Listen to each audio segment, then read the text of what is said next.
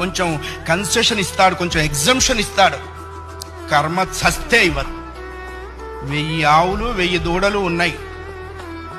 దూడల కట్లు విప్పాం.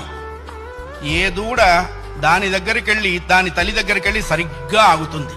కర్మ కూడా అంతే. అవశ్యం అనుభోక్తవ్యం కృతం కర్మ శుభాశుభం.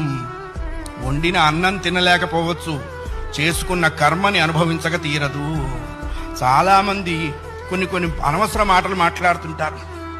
బ్రతకదలుచుకోలేదు, చచ్చిపోదాం అనుకుంటున్నా. చావునేటువంటిది ఏదో ఏటీఎం కార్డు పెట్టంగానే డబ్బులు వచ్చినంత ఈజీ అనుకుంటాడు. నువ్వు అనుకోంగానే చచ్చిపోతే నువ్వు చేసిన కర్మ అంతా ఎవడు అనుభవిస్తాడు? కర్మానుభవం అనుభవించడం కోసమైనా అది నిన్ను బ్రతికిస్తుంది.